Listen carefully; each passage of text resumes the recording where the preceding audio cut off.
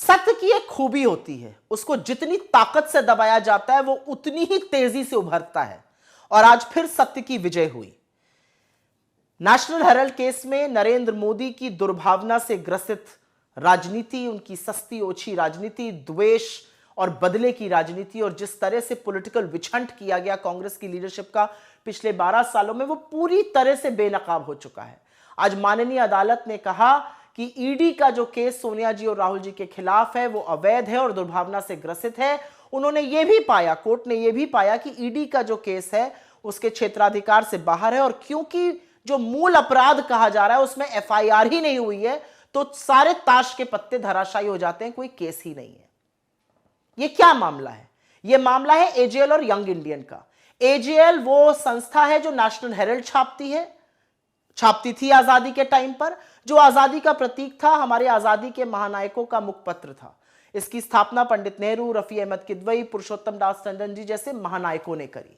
और जब इस पर वित्तीय संकट आया, जब लोगों की सैलरी, पेंशन, वीआरएस वगैरह नहीं हो पाया था, तो कांग्रेस पार्टी ने 100 ट्रांजैक्शन के माध्यम से, एक दो नहीं, 100 ट्रांजैक्शन के माध्यम से, आरटीजीएस, नेफ्ट, बैंक चेक के माध्यम से उसको करीब करीब 90 लाख का लोन दिया। और उस लोन के बदले जब आर्थिक संकट गहराया, जब कर्जा बना रहा, तो जो स्टैंडर्ड प्रैक्टिस होती है, कर्जे को इक्विटी, मतलब कर्जे को, डेट को इक्विटी, डेट को शेयर्स में ट्रांसफर किया जाता है, वो किया गया। और शेयर ट्रांसफर यंग इंडियन नाम की एक कंपनी को किया गया, जिसके शेयर होल्डर्स सोनिया जी, राहुल जी, सैम पित्रोदा जी, सुमन दुबे जी, ऑस्कर फर्नांडिस जी और दिवंगत मोतीलाल वोरा जी जैसे लोग थे। ये स्टैंडर्ड प्रैक्टिस, ये सरकार रोज करवाती है, एनसीएलटी में करवाती है, आईबीसी में करवाती है, कॉर्पोरेट इंडिया इसको रोज करता है। ये किया गया। लेकिन क्या खासियत है यंग इंडियन की कि यंग इंडियन एक नॉट फॉर प्रॉफिट कंपनी है under section 25 of the companies act, section 8 of the new companies act.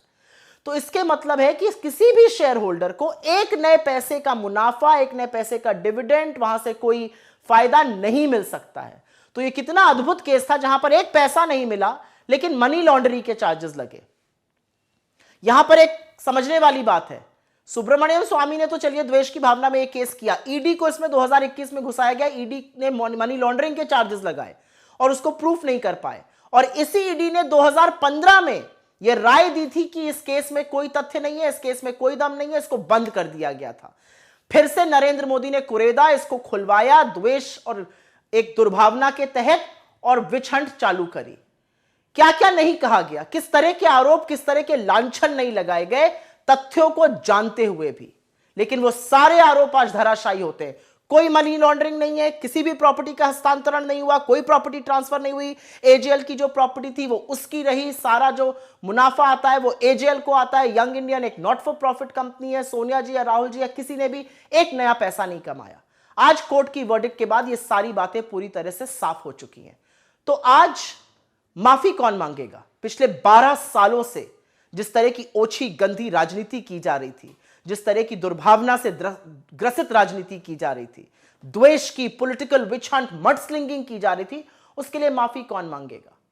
असलियत यह है कि कांग्रेस को डराना आपके बस की बात नहीं है नरेंद्र मोदी जी। हम सच और साहस से लड़ते हैं और अंत में जीत सच और साहस की होती है, जैसे आज हुई है।